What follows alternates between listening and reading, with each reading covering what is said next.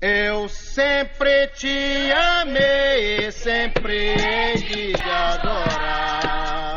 Umbanda querida, dona da terra e do mar. Mas eu sempre te amei, sempre hei de te adorar. Umbanda querida, dona da terra e do mar. Umbanda, umbanda, umbanda, umbanda, no terreiro de Umbanda eu aprendi a amar. Umbanda, umbanda, umbanda, umbanda, no terreiro de Umbanda eu aprendi a amar. Seguimos aqui conhecendo Babalorixás, Yalorixás, caciques de Umbanda, chefes de Exu, né? E nessa série que a gente está fazendo aqui com o Pai Orix de Oxalá, ele veio me apresentar mais uma filha. Por favor, Pai Orix, apresente sua filha para nós.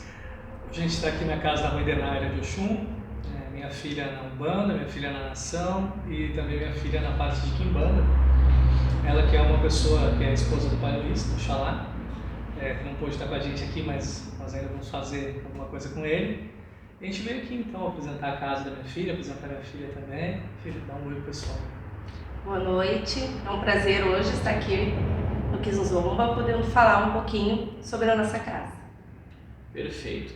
A mãe Denária mora em uma avenida muito movimentada, então se você ouvir aí um caminhão passar com mais violência, tá tudo certo, tá bom?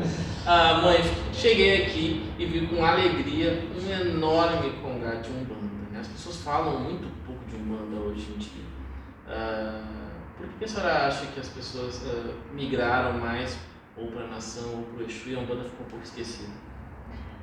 O sentimento que eu tenho em relação à Umbanda, e trazendo isso que tu colocou agora,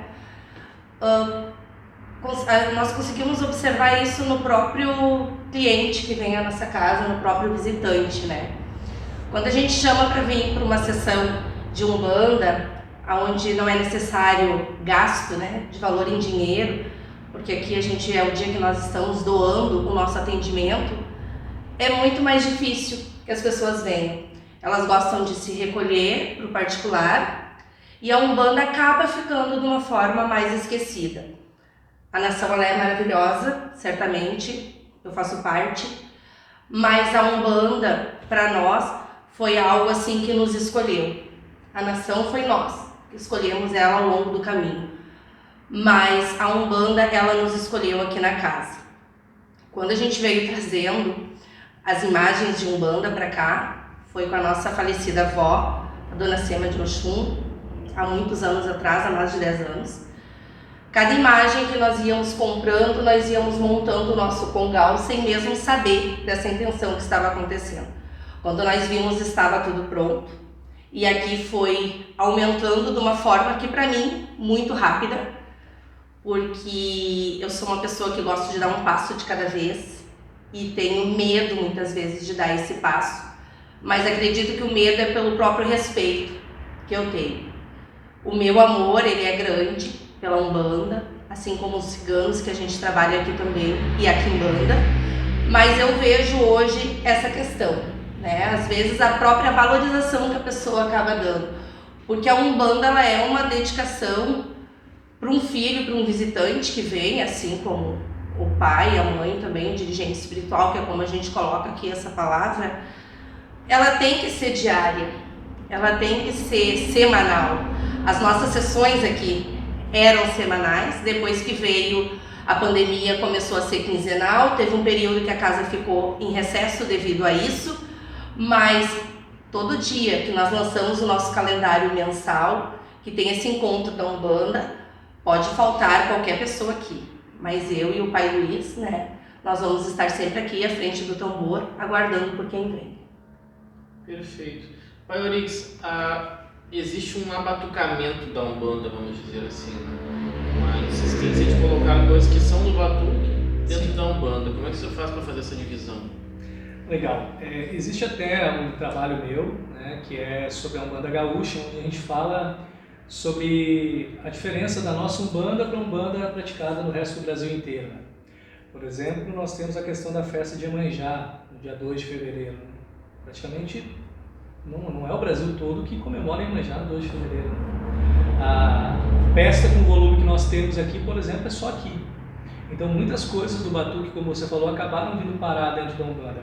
Então é importante, eu acho, fazer sim essa fusão, essa influência, porque nós somos uma nação batuqueira, nós não somos, por exemplo, do candomblé, não tem tanto volume de terreiro de candomblé aqui para sofrer a influência que nem no Rio de Janeiro, mas a gente precisa sim ter os elementos do batuque de certa forma inserido, as cores, por exemplo, os nossos fios de conta, nós estamos sem aqui, mas os nossos fios de conta, por exemplo, acompanham a cor do Pai Ogum no batuque, sendo que no resto do Brasil inteiro Ogum é vermelho e azul. Então nós temos sim essa influência, é inegável e não vai mudar. Eu acho que nem há necessidade de se fazer uma diferença. O que nós precisamos sim cuidar é que o culto do batuque, ele precisa de um pai de santo, de um babalorixá de batuque, um culto de umbanda, um pai de santo de umbanda.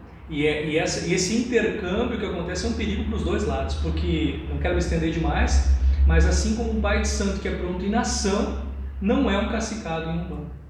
A gente precisa fazer essa diferença, porque hoje em dia, basta o pai de santo ser pronto na nação, ele abre uma casa de umbanda e não tem preceito, não tem obrigação nenhuma. Esses meus filhos são filhos coroados, os donos dessa casa, que são 2 filhos cacicados, e eles são caciques de umbanda. Eles têm o axé e a permissão do astral para tocar umbanda. Então a gente também tem que entender que assim como a umbanda precisa respeitar o batuque, o cacique de umbanda não é um babalorixá, o babalorixá, se não foi cacicado, também não é um cacique de umbanda. Acho que a separação está mais aqui, mas a influência de culto vai existir, não adianta. Mãe, as pessoas hoje, mesmo numa casa de umbanda, elas procuram muito mais o Exu, né? O Exu está avançando essa questão da umbanda. Então, como a senhora citou, se preferem vir no Exu e se distanciam do caboclo. Como é que a senhora faz para informar e repassar essa importância deles também estarem aqui em dias de umbanda? A casa de Exu aqui também ela é sempre cheia, né? Muito mais cheia do que como a umbanda que eu te coloquei antes. Durante esse encontro, eu sou uma pessoa que no início assim não sou de falar muito, mas com quem eu já conheço eu acabo me estendendo bastante. E as pessoas que vêm na nossa casa sabem disso, que no final eu sempre dou aquela palestra, aquela conversa, né? E nós sempre colocamos essa função, né? De nunca deixar também que o Exu seja maior, não existe essa função aqui, dessa visão. E sim do respeito e dessa igualdade. Os nossos filhos e pessoas que vêm à casa, a gente sempre coloca a questão que nós julgamos importante do pertencimento. Um filho hoje, para entrar na nossa casa, ele precisa participar de uma reunião que nós fazemos antes da entrada, que é onde nós colocamos para ele toda a doutrina que a gente segue e toda a forma que a gente vem a trabalhar aqui dentro. E ele tem que acompanhar, né, algumas sessões. Claro, diferente daquele filho que já vem de uma outra casa, né, mas eu estou falando daquele filho cru que nós recebemos aqui. Então, durante esse encontro, essa reunião, nós fazemos toda essa explicação. O Exu, ele é mais próximo, né, das nossas vaidades, dos nossos sentimentos, ele consegue falar de uma forma que o ser humano possa entender melhor e por isso acaba se criando essa afinidade, né, entre as pessoas que vêm ou o próprio filho e esse amor parece que acaba sempre crescendo e sobressaindo. Mas nós colocamos sim essa importância. Tanto que muitas coisas que nós realizamos aqui, o próprio assim, um filho cru que chega à nossa casa, né, tirando aquele que já vem de outra casa, ele precisa primeiro receber todo esse ensino e esse doutrinamento, no caso, esse fundamento dentro da Umbanda, para depois ele passar para a nossa parte de Exu, para que ele tenha esse entendimento e esse conhecimento. Perfeito. O senhor falou da palestra, né? Que nada mais é do que uma doutrina. Acho muito importante essa palestra. A senhora não acha que a deturpação da Umbanda hoje também é por falta de palestra nas casas onde as pessoas frequentam? Sim, eu acredito que o conversar ele é muito importante. Eu sempre coloco que eu não sou a detentora de todo o saber. Sei pouco, coloquei isso pro meu próprio pai, né? Que pouco eu sei, mas vontade para aprender eu tenho muito. E tudo aquilo que eu aprendo eu procuro compartilhar. Mas eu sempre friso para os filhos, né? Quando eu compartilho contigo um conhecimento, talvez o segredo que seja fundamental, eu ainda não te coloquei. Porque talvez tu ainda não tenha merecido isso. Então o que eu vejo muitas vezes é isso, né? Não estou aqui para ser nem a melhor e nem a pior e nem uma casa igual às outras, mas eu tenho a minha singularidade, né? Nós temos aqui sim aquilo que nos torna especial, e isso é uma fala minha. A nossa casa é uma casa especial. Então, esse ensinamento, essa questão, assim, nós sempre trazemos também para todos eles. Perfeito. Pai Euripides, o que não pode acontecer na Umbanda? Eu só vou te pedir um pouquinho da palavra aqui, porque a minha filha ela é muito humilde e é uma das filhas mais aplicadas que eu tenho. Eu acho que eu tenho uma característica de filhos marcantes em todos, que são pessoas que... A própria Lu fez uma brincadeira na entrevista dela, onde ela disse: se meu pai mandar botar batata frita, eu coloco. Claro que a gente não coloca batata frita, mas a Denária é muito parecida. Então, assim, ela sempre me pergunta tudo, por respeito, mas a Denária é uma pessoa muito sábia. Então, quando ela diz ali que ainda não sabe muito, é um ato de humildade. Ela é uma pessoa pronta, sim, e que sabe muito, sim, que tem uma casa muito firme na Umbanda, e por mais que eu exalte a humildade dela, né, é uma pessoa que está preparada para tocar uma casa. Essa casa é uma casa linda, é uma casa que tem uma corrente muito forte, junto com o pai Luiz também, que é uma pessoa fantástica, e que consegue construir uma Umbanda daquele jeito antigo que nós estávamos conversando, eu e você. Aquela Umbanda pé no chão, aquela Umbanda tradicional, né? E eu acho que o que não pode, a sua pergunta foi o que não pode faltar. O que não pode acontecer? O que não pode acontecer, eu acho que o que não pode acontecer na Umbanda é ela se perder, né? Zélio Fernandino de Moraes, em 1908, quando ele disse: a Umbanda é a manifestação do espírito para a prática da caridade, eu acho que ele determinou o que seria a Umbanda até os dias de hoje. A manifestação do espírito para a prática da caridade. Então, o que não pode acontecer é que esses espíritos parem de se manifestar com o intuito de fazer caridade. Porque quando entrar a parte comercial dentro da Umbanda, a Umbanda deixa de ser Umbanda. E essa é uma casa que fica de portas abertas para atender quem tem, quem não tem, aqueles que precisam, não é cobrado nada na Umbanda aqui. E se você vier um dia de culto aqui, você vai ver o trabalho lindo que é feito. E os meus netos aqui dessa casa, eles estão sempre mostrando gratidão pelos pais que aqui estão. Então isso prova que é uma casa que está fazendo a Umbanda lá do início, aquela Umbanda raiz. Assim como os Exus também, né? O Luiz é uma pessoa que ele é muito forte na parte da Quimbanda Malê, uma pessoa que eu estou preparando, assim como a Denária também. Então eu acho que é uma casa muito bem estruturada. A humildade deles não mostra o quanto eles são muito bons no que fazem. Respondendo e debatendo. Perfeito. Mãe, hoje a internet ela mostra muita coisa, ela mostra quase tudo, né? O segredo quase que não existe mais na religião no todo, né? Então os bichos são mostrados, a sacralização é mostrada, e a pessoa leiga, ela já vem pelo que vê achando que entende, né? E procurando isso, né? Parece que se não morrer um bicho não vai resolver o problema dela, né? A Umbanda ela prega exatamente o contrário. Só por preconceito, por às vezes tentar resolver as coisas com a Umbanda? Preconceito eu acho que é da forma até, digamos, contrária. Eu acho que a Umbanda ela é bem aceita aqui no nosso bairro, no lugar onde a gente convive. Temos pessoas assim que vêm de fora também para frequentar a casa. O preconceito em trabalhar com a Umbanda não, porque eu acho que esse olhar, né, que a gente carrega da própria nação, né, nós não temos a nação aqui, mas a própria nação que nós carregamos, as pessoas têm esse respeito sim, e nós não acabamos sofrendo o preconceito. Eu acho que o preconceito, acredito eu, que muitas vezes ele tá para fora, né, dos muros, para fora do terreiro, que é muitas vezes um filho que vem e tem medo de expor, né, a sua imagem, como tu falaste ali antes de hoje a internet, né, mostrar tudo. Então aqui também nós somos muito rígidos nessa questão, não que tu não possa expressar o teu amor, mas se tu observou, a gente tem até placas ali onde coloca que não é permitido, né, o uso da imagem, porque ela não é autorizada, né, a não ser quando nós autorizamos para que isso seja feito. O que é lindo sim precisa ser mostrado, mas o que pertence, né, e é segredo dentro desse fundamento deveria ser mantido. Sabemos que muitos lugares acabam não fazendo mais isso, não estou aqui para julgar, mas estou aqui para colocar o que eu acredito, né, e o que eu defendo e acredito sim, que devemos manter muitas coisas em segredos porque são fundamentos. E o preconceito, Israel, é uma coisa que não toma conta de mim, sabe?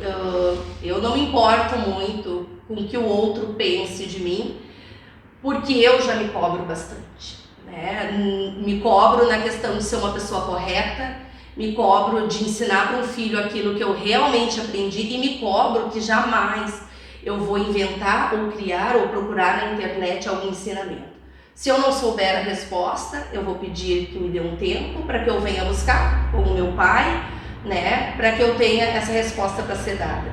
Enfeitar, procurar ou olhar, como tu disse, assim, muitas vezes a gente vê uma obrigação pronta numa casa, mas a gente não sabe tudo o que teve ali por trás, né? E já vi assim, mas por que tu fez dessa forma? Não sei, eu vi, né? Mas assim, e o segredo daquilo ali, e como que se foi feito aquilo ali, isso assim pouca importância fez. O importante foi tá bonita aquela obrigação, né? Já teve obrigações, né, que a gente participou na questão que eu quero dizer de estar presente para auxiliar, e que nós fomos fazendo esses questionamentos, não como uma forma de julgar, mas saber se a pessoa que estava ali fazendo sabia o que realmente estava sendo feito. Quem são os religiosos que a senhora admira? Mesmo que a senhora não os conheça, mas de ter visto, ou até por uma entrevista, quem são as pessoas que a senhora admira? Bom, religioso assim que eu admiro, né? Como tu colocaste ali antes, me perguntando agora. Admiro a Dolores de Abreu, né? Ela é da Iansã, mora em Novo Hamburgo. É uma pessoa que também pensa a religião assim muito próximo do que eu penso. É uma pessoa que me acolheu toda a minha vida quando eu necessitei. Sempre disse que preferia ser minha amiga do que minha mãe de santo. Então a nossa amizade, ela continua, né? Ela dura. Admiro também a Priscila da Oxum, que é de Parobé, que também é uma grande amiga nossa. Talvez não sejam pessoas, né, tão conhecidas na rede social, mas quando tu me perguntou isso, eu deixei o meu coração levar, né? E trazer aquela verdade de pessoas que realmente foram importantes na minha vida e ainda são. E como eu te coloquei antes também, né, a avó Sema da Oxum, já falecida, foi a pessoa, eu acredito, totalmente responsável por nós ter um terreiro na nossa casa.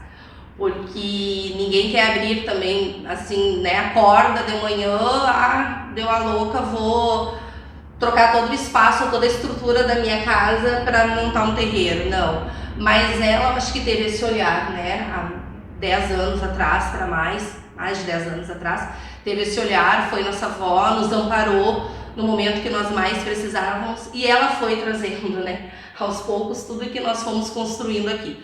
Quando nós nos demos conta, né, passado ali 2 anos, sei lá, nós já estávamos com tudo montado. Então é uma pessoa que eternamente eu vou ter gratidão também. Ela é de São Leopoldo. É de São Leopoldo. Perfeito. Pai Orix, que há muito tempo, o que o senhor quer que a mãe Denara saiba do senhor?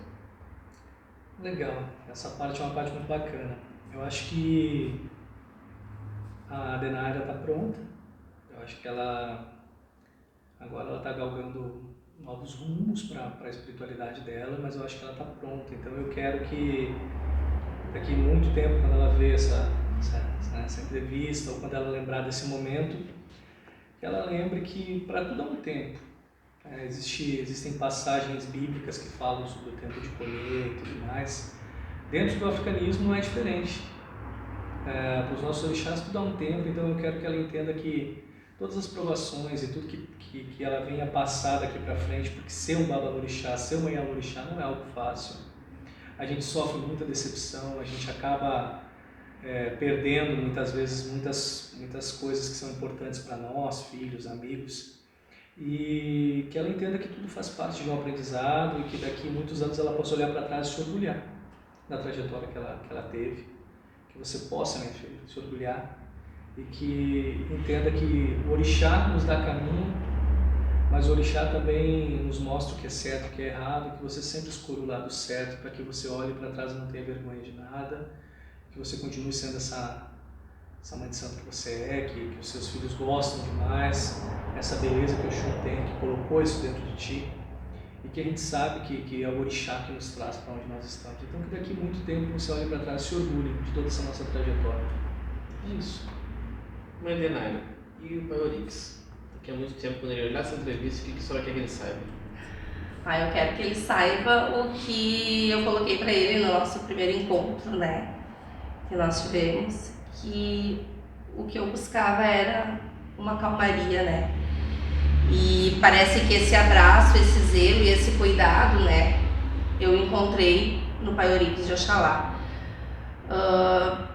Há muito tempo, quando eu me descobri no santo e me descobri como Oxum, porque a minha gratidão é enorme por ela, embora que muitos pensavam muitas vezes que eu não era de Oxum, eu nunca duvidei porque eu nunca escolhi, eu deixei que o orixá me escolhesse.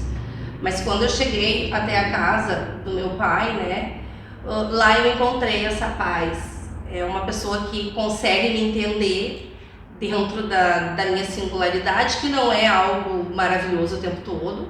Tem momentos sim que eu encontro dificuldade, tem momentos que eu quero desabafar, que eu quero chorar, tem momentos que eu quero apenas um elogio, né, um reconhecimento por todo o esforço que eu fiz.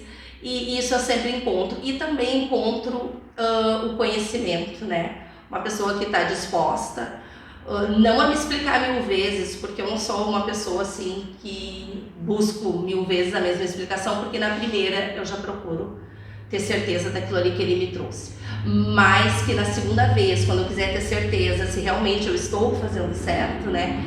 Ele tem calma para poder me colocar assim, minha filha, dessa forma, ou calma, minha filha, não é assim. Então essa própria fala dele, né, me coloca assim, a ficar um pouco mais centrada e um pouco mais calma. E eu acho que essa calmaria, que era o que eu buscava, eu consegui encontrar, né, nesse abraço que eu recebo desse meu pai. Puxa, perfeito. A senhora olha as entrevistas do Kizomba? Sim. Então a senhora sabe que tem uma pergunta que eu faço para todos os filhos de Oxum. Se a senhora pudesse pedir para a mãe Oxum levar rio abaixo alguma coisa, o que a senhora pediria? Eu pediria para levar o preconceito. Mesmo que isso não tome conta de mim, eu me dói muito quando eu vejo muitas pessoas se afastando da nossa própria religião.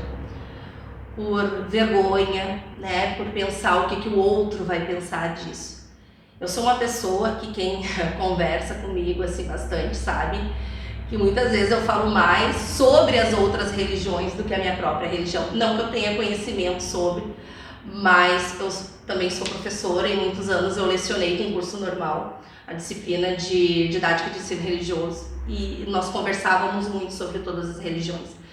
E eu sempre trago que toda religião ela é igual dentro da sua essência. O que muda o mal que está dentro das pessoas, né? Aquela pessoa que leva da religião para poder trazer essa maldade. E hoje o que eu vejo é essa questão do preconceito em tudo, né? Trago aqui a religião, que para mim é algo mais assim forte dentro dessa pergunta, e que Oxum pudesse, né? Esse ano, que é o ano dela, né? Poder fazer isso diminuir, poder que as pessoas tenham consciência de entender que se todos fossem igual, não teria interesse nenhum no outro. Então, para existir esse interesse, nós precisamos ser diferentes. E que dentro da religião, antes de julgar, que o preconceito é aquilo que a gente traz antes mesmo de conhecer, que sente, que converse, que entenda e que saiba os motivos. E dentro dessa conversa é que a gente consegue encontrar, né, que aquela religião a qual eu fazia parte, ou que eu ainda faço parte, que ela é tão igual, né, quanto a religião que eu pratico. Perfeito, obrigado por ter nos recebido aqui, obrigado Pai Euriques. A gente segue nessa série aqui conhecendo os filhos do Pai Euriques. O contato da mãe está passando aí na sua tela para quem quiser conhecer esse axé de Mãe Oxum. Grande beijo e até o próximo Kizomba.